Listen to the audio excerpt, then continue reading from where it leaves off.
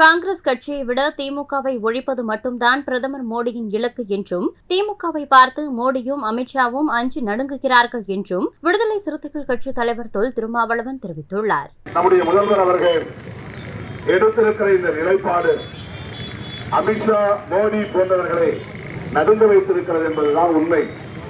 அதனால்தான் திமுகவை ஒரு தேசிய கட்சியை விமர்சிப்பது போல மோடி விமர்சிக்கிறார். காங்கிரஸை விமர்சிப்பது சரி, கம்யூனிஸ்டுகளை விமர்சிப்பது கூட சரி. காங்கிரஸை போல, கம்யூனிஸ்டுகளை போல அகில இந்திய அளவிலான ஒரு கட்சி அல்ல திமுக என்பது அனைவரும் அறிந்த உண்மை. ஆனால் காங்கிரஸை விமர்சிப்பதை விடவும் கடுமையாக திமுகவை ஏன் மோடி விமர்சிக்கிறார்? குடும்ப கட்சி என்கிறார், குடும்ப ஆட்சி என்கிறார், அந்த குடும்பத்தை ஒழிக்காமல் விடமாட்டேன் என்கிறார், இங்கே தமிழ் பிடிக்கும் என்கிறார், இட்லி பிடிக்கும் என்கிறார். இந்த நாடகம் எல்லாம் எதற்காக? எல்லாம் திமுகவுக்கு வைக்கிற செக், திமுக தலைவர் தளபதி அவர்களுக்கு வைக்கிற செக். அவரை அச்சுறுத்துகிறார்களாம், அவரை வீழ்த்த முயற்சிக்கிறார்களாம்.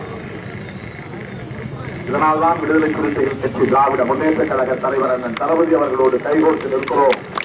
திமுக என்பது வெறும் தேர்தல் கட்சி அல்ல, தமிழ் இனத்தின் காப்பரன், இன்றைக்கு இந்திய தேசத்தின் ஒரு பாதுகாப்பு அரணாக விளங்குகிற ஒரு இயக்கம் திராவிட முன்னேற்ற கழகம் என்பதை யாரும் மறுத்துவிட முடியாது.